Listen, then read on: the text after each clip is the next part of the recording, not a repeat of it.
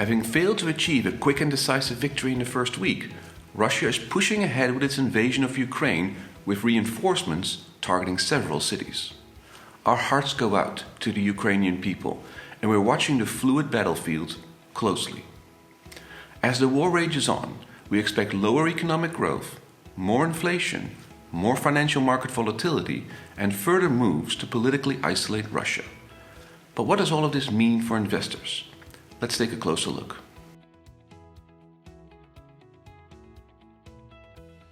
Two ways in which the Russian invasion of Ukraine is already impacting the outlook for economic growth is through higher energy prices and increased uncertainty. These factors pose a notable headwind to global economic growth, but Europe will feel the impact most acutely. Although recession in Europe is not our base case, we acknowledge that the risk is increasing. Higher energy prices have also pushed inflation expectations higher for longer. The combination of lower growth and higher inflation poses an obvious dilemma for central banks. However, we expect that central banks will err on the side of caution and institute a policy of maximum transparency. They cannot afford to add to financial market volatility out of fear of triggering financial market instability. They will also be cognizant of the fact that the sell-off in risk assets has already done some of the tightening of financial conditions for them.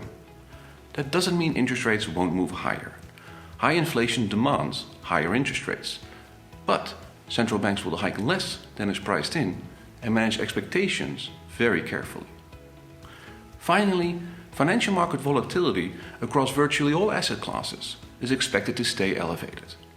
The worries surrounding the outlook of the war, nuclear threats made by Russian President Vladimir Putin, economic repercussions, inflationary impacts, supply chain issues, and commodity availability are all weighing on investors' minds.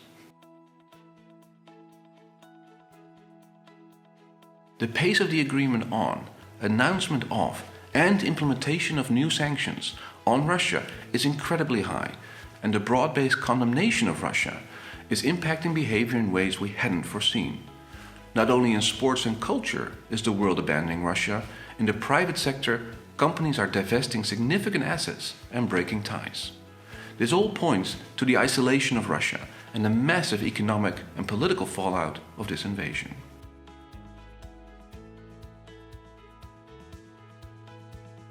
The conflict in Ukraine is intensifying, and there is a high likelihood that the fighting is about to get much worse in the days ahead. Whether or not Russia will be able to overcome the fierce Ukrainian resistance is an open question.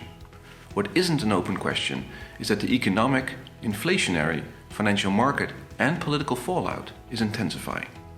That means less growth, more inflation, more financial market volatility, and more isolation for Russia. In the very short term, we don't think Putin will be deterred.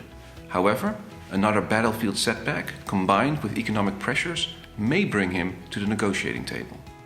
So far, we have pivoted away from European equities into US assets, and we've bolstered our inflation protection.